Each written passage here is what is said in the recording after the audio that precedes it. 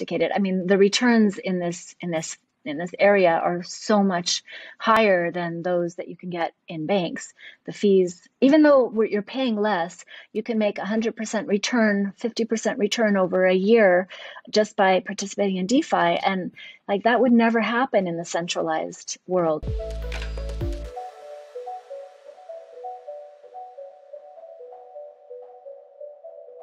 Welcome back, everybody. I'm Mahan here with Tech Circus, back with the first interview actually ahead of the Global DeFi Conference 2022. I'm joined today by Lisa Loud. Lisa is the CEO and co-founder of Fluid DeFi. So welcome, Lisa.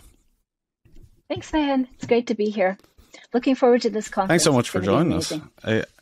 I know, I'm very excited to get into the topic, to be honest, and to I know you're a really great explainer of kind of introducing people to these topics and getting them interested in it. So that's kind of what I'm hoping, because I'm still learning about it myself. So I'm curious, how would you explain DeFi to a person who's just starting out, who's a complete beginner and wants to, understand it? DeFi.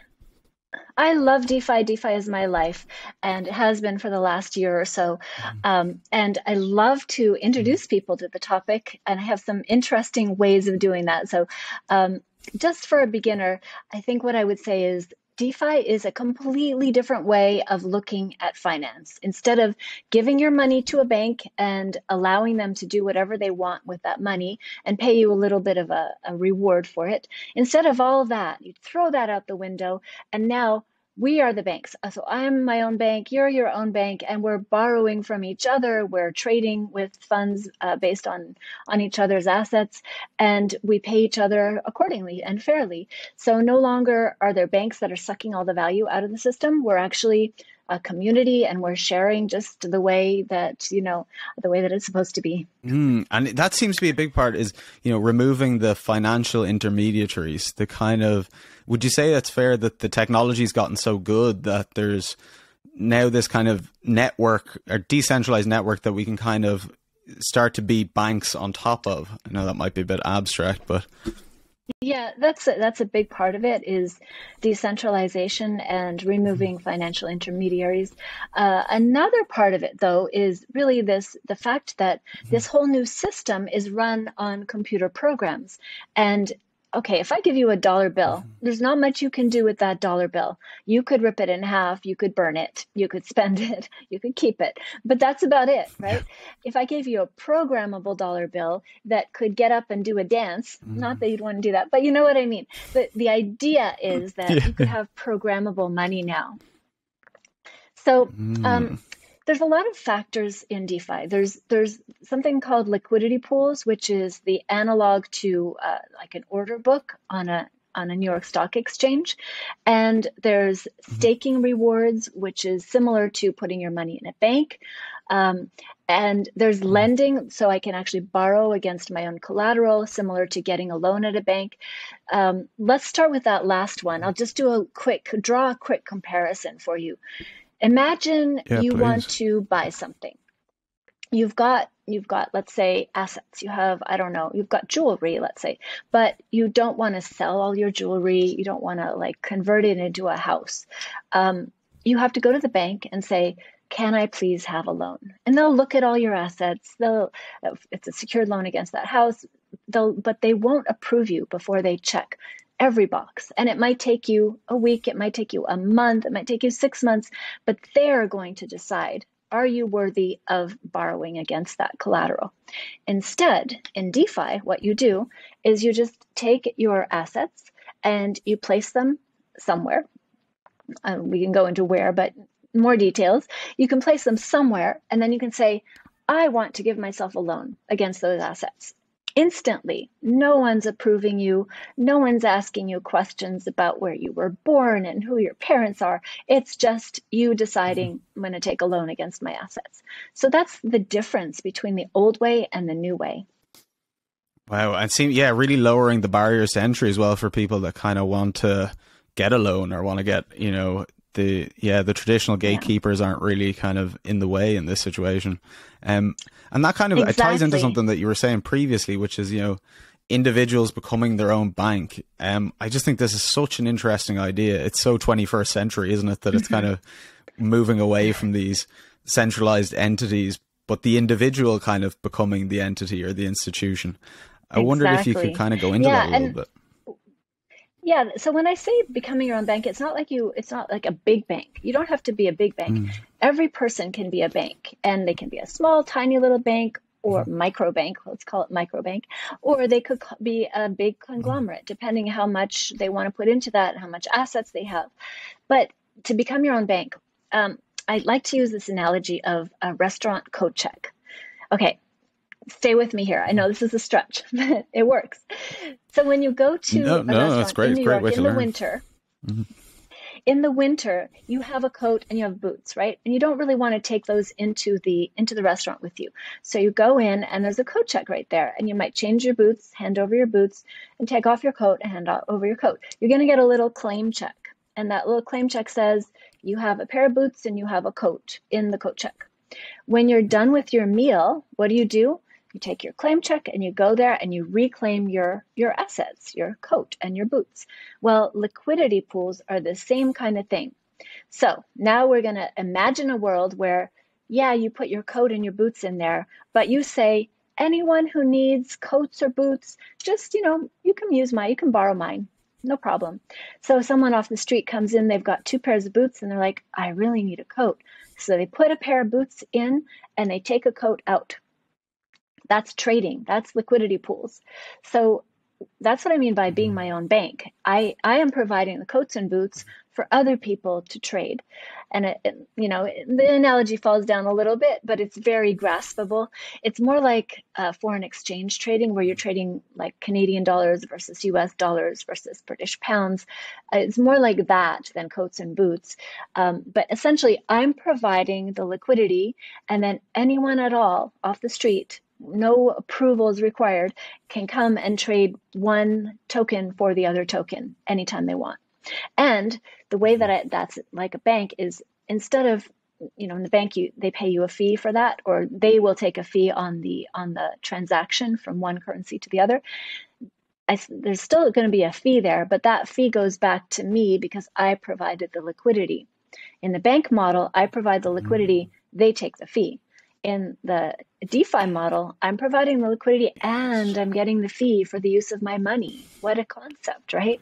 That is brilliant. Yeah. And it's so, it's amazing that we're at a place where that's possible. It really boggles the mind, the kind of opportunities that will come out of that. You've kind of touched on it a little bit, but what advantages does that offer to the user? I mean, some of it's already there, but I wonder if we could, just for the layman, what kind of, what's the advantage to that?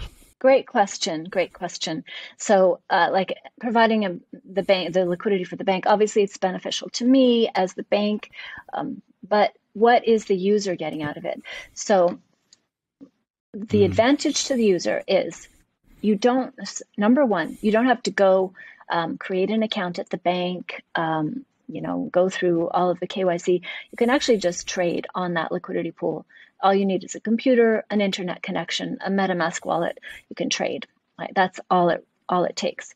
It's instant, so you don't have to wait for the bank to do it for you. You don't have to walk to the branch. It's from anywhere. And then the most significant advantage is it's much cheaper. Because yes, you're paying a fee, but you're just paying the fee to that person who's providing the liquidity. There's not a whole bunch of intermediaries taking value out at every step, right? So it's cheaper because you have to pay so many people to get your money. Yeah, amazing. Thank you so much. And in terms of, how can centralized entities compete with that? I mean, it kind of seems like that's kind of a death blow in a sense. Maybe it's a bit premature calling that, but you'd kind of wonder in the competitive aspect, is that not game, set and match? I mean, is there a process taking place of transition? It might be. Well, it might be. Maybe. Except for, you've seen the media, you've seen the counterattacks on crypto. Crypto is used by criminals. It uses too much energy. The energy one is really interesting because the banks use a ton of energy, and yet centralized financial institutions have managed to level criticisms at at Bitcoin and Ethereum for using too much energy, while they themselves are using far more energy to settle their books. But everybody's used to the banks. Everybody trusts the banks. So they don't have to talk about that. And as an industry, we've really lost that argument in the media. So instead of proving that actually Bitcoin is used as a settlement instrument is much cheaper energy-wise than bank settlement processes, we let that go and we say, okay, we'll make another we'll make another blockchain that is very energy conscious. So I think that's where we fight that one. So in terms of, is it game, set, match? It is not. And the reason is that those in power will always use their influence, their means, their platform and their voice to maintain power. And so it's very easy to spread fear, uncertainty, and doubt among the traditional community by targeting the weaknesses or saying that there's criminal use of Bitcoin or cryptocurrency, and you can't trust anyone. There's scams. There's thefts. You lose there's all these criticisms that can be leveled at it, and that's where the conversation has gone in order to maintain the status quo. So I don't think we'll see the status quo change in the next year. I think it'll take at least 5 years before there's a significant traction on adoption for DeFi instruments and decentralization of finance in general, just because those in power have their power, have their influence, and they'll hold on to it as long as possible. I'll even mention, as far as the U.S. is concerned, Biden came out with an announcement last week about CBDCs. Well, if you look into it a little bit, you can tell that centralized bank digital currencies, CBDCs, are not within the ethos of cryptocurrency because it's essentially tracking everything, the government tracking everything you do. Cryptocurrency is no one tracks, everybody's equal, it's democratized. Anonymous. CBDCs are everyone is tracked and every transaction. So there's lip service paid to digital currency there, but then if you actually dive into it, you see that no, that it's really it's a bit of a bait and switch, in my opinion, because it sounds like a digital currency, but it's really not crypto. So there's a lot of different ways that you can maintain the status quo if you have power. And I think we'll see that continue for 10 years. We're going to see a gradual ramping up of these decentralized functions and tools, and a gradual ramping down of centralized power, such as governments, financial institutions. Yeah, I mean, in the time I've been alive, like I'm a millennial, so I was born in the 90s, and the kind of banking system hasn't looked too brilliant, to be honest, since the 2008 financial crisis and everything. It's particularly, I'm from Ireland, so we're not really huge fans of the centralized banking system. So it's interesting to have this kind of, the word rivalry probably isn't good, but alternative, and the ideas emerging that kind of compete with the centralized model to show that, there's another way of doing this. And it's really interesting to see how that plays out. I think there's probably barriers to entry as well based on knowledge. So like the work you're doing is so valuable, Lisa, because it gives people like myself, or maybe they have a layman's knowledge, a kind of entrance into DeFi and into crypto, and, to see the advantages of it. That's such a great point. Sorry, that's such a great point that you brought up, is the barrier to entry is it's complex, it's difficult to use, and you need a lot of help to get in right now unless you're entrenched in this industry. Yeah, and is there any resources that you'd recommend for people that are trying to get in, that are trying to find their way in it, that you think are useful? There's a lot of YouTube videos explaining blockchain in general. In order to get into DeFi, you need to have really a basis in blockchain. I've started a video series to train people on DeFi. It starts once you understand cryptocurrency in general, it's my video series is very helpful. There's a lot of cryptocurrency blockchain video series, but mine is really the next level up. So I would recommend you get a basis in blockchain, and then I've started recording these tutorial videos for beginners. My channel is Fluidify, the company. It's the Fluidify YouTube channel. And I'm just trying to help people understand what DeFi is and how to use it from a very basic level all the way up to more sophisticated. I mean, the returns in this area are so much higher than those that you can get in banks. The fees, even though you're paying less, you can make 100% return, 50% return over a year just by participating in DeFi. And like that would never happen in the centralized world. So I strongly encourage everybody to spend a little time learning about cryptocurrency and DeFi, because it will pay off long term for you. 100%. And it's the same thing we're trying to do at Tech Circus with the Global DeFi Conference, which is offer a way in for people who might be coming from the Web 2 world, who might be coming from other areas and maybe don't have the time, or just tentatively to kind of bring people together to get, adoption, or to drive kind of adoption for people so they can use it and benefit from it, as you pointed out. And what message would you like people to leave with about DeFi? I know you're hosting at the conference, so we'll probably discuss it there, but just for the people listening now.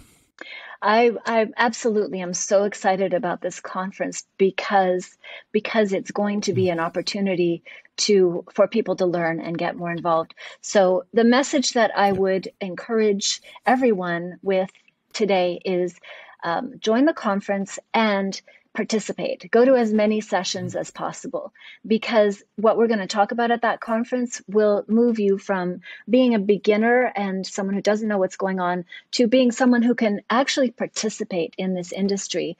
This conference is really going to be a leveler. We're all going to level up in the game of DeFi just by listening to these experts and hearing the conversations that happen. So that's what I would encourage everyone to do. Take charge now, join the conference, change your life. 100%. And the link to the conference website is in the description below. So click on there will be, I think it's the second phase of tickets at the moment, so you can still get them at a cheaper price, which I would definitely encourage you to do. And there's going to be 80 plus speakers, panels, networking, so many opportunities for your brand, for your learning, just to meet people, to hang out with them. It's going to be really awesome. I'm super looking forward to it. And thanks a million, Lisa, for speaking with us today. Thank you so much for having me, and I look forward to the conference, seeing you again. Get your ticket now and discover the future of finance today.